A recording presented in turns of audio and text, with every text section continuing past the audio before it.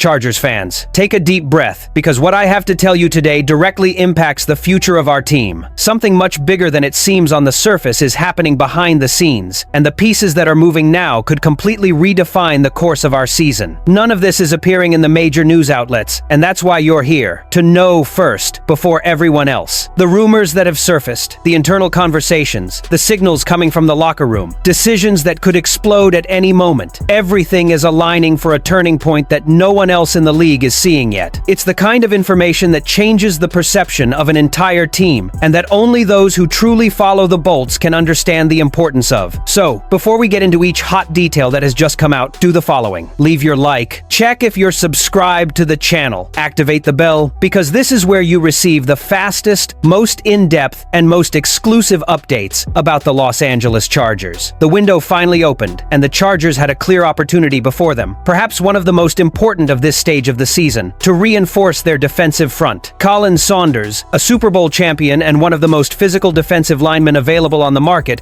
was traveling the country, visiting teams and evaluating his next destination. He was exactly the type of athlete who could immediately step onto the field and correct a problem that has become increasingly evident: the lack of consistent presence in the middle of the line, especially in containing the run, a weak point that has been costly in crucial moments. But after the loss to the Jacksonville Jaguars, one of those losses that exposes every structural flaw in the roster, the team simply fell silent. There was no approach, no attempt at negotiation, not even a sign of aggressiveness in the market. And the result of this inertia was immediate. Saunders signed with the New York Jets, and the Chargers saw yet another opportunity slip through their fingers. Of course, this doesn't invalidate the successes of the year. The arrival of pass rusher Odafe Oweh, for example, was a shrewd move that has already shown a real impact on the field. However, at the same time, other decisions raise doubts about priorities. The trade for Trevor Penning hasn't yet yielded the expected return, and missing the chance to sign Saunders only reinforces the feeling that there's a lack of urgency within the front office, something indispensable for a team that truly wants to compete in the AFC West. Today, the weaknesses are clear. We still can't consistently stop the running game, and the offense crumbles whenever it's forced to play at a disadvantage. Poona Ford's departure in free agency left a hole that has never been filled,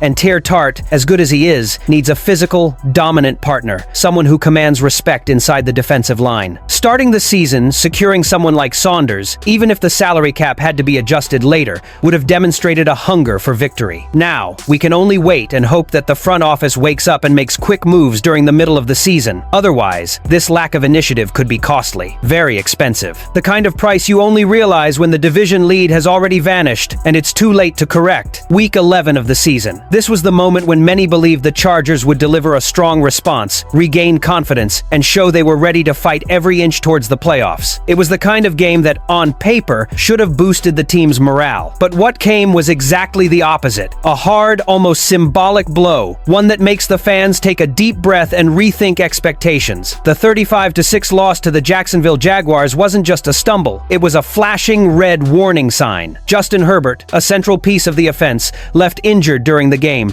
which naturally limited offensive options. Without the leader on the field, the offense lost rhythm, lost aggressiveness, and lost its identity. Even so, as much as the injury weighed heavily, none of that explains what happened on the other side of the ball. The Chargers' defense was simply overwhelmed. Allowing nearly 200 rushing yards and 4 rushing touchdowns is completely unacceptable for a team that aims to compete at the top of the AFC West. After the game, Khalil Mack, one of the team's most respected leaders, didn't try to soften the blow. He was direct, honest, and transparent. "I'm pissed off," and it didn't stop there. In his statement, recorded by ESPN Chargers reporter Chris Rim, Mack reinforced the importance of collective responsibility. He said there's no room for panic, but that the group needs to come together and face the mistakes head-on, and respond like a team that really wants something this season. The statistic that hurts the most and explains a lot is the Jaguars' absolute dominance in possession time, more than 37 minutes against only 22 for the Chargers. This makes it clear who controlled the pace, the clock, and the narrative of the game. Jacksonville imposed its will from start to finish, while the Chargers struggled to get out of their own hole. Under Jesse Minter's command, the defense should have carried an identity based on physicality, discipline, and control of the trenches. But none of that appeared in this game. Without containing the run, and without being able to sustain long drives on offense, any hope of a comeback became practically impossible even if Herbert was 100%. The bye week arrives, therefore, as a kind of blessing blessing in the midst of chaos. It's time to mentally reorganize the team, correct structural errors, and adjust everything that went wrong against Jacksonville. The next opponent will be the Las Vegas Raiders, an offense that has been struggling, and the fans expect, or rather, demand an immediate response. The way the team takes the field in this next round could say a lot about what to expect in this final stretch. After the on-field humiliation, Jim Harbaugh didn't try to soften anything. He was direct, firm, and extremely clear about what he had just seen. "We were defeated in every possible way. We were physically outplayed." The statement sounded almost like an alarm bell ringing in the locker room. Harbaugh highlighted mainly the glaring difference in first downs, an absurd 30-8 score for the Jaguars, making it clear that Jacksonville controlled the game from start to finish. There was no balance, no response, and this raises a red flag within the franchise. The newly signed player is still far from delivering what was expected. Penning had to leave mid-game, and this reinforces something obvious. The offensive line cannot fluctuate so much. For Justin Herbert to have peace of mind and for the running game to work, the offensive line needs to be consistent, coordinated, and physically dominant. Omarion Hampton, the rookie who had been the main piece of the backfield, has been out since week 5. Without him, the position has been weakened. Today, there's a lack of depth, explosiveness, and a reliable running back to split carries. Kimani Vidal has been doing his best, but he can't be expected to solve everything alone. Following protocol, Herbert was evaluated and cleared, but the scare highlights another problem. We depend heavily on a healthy quarterback. Any physical fluctuation from our number 10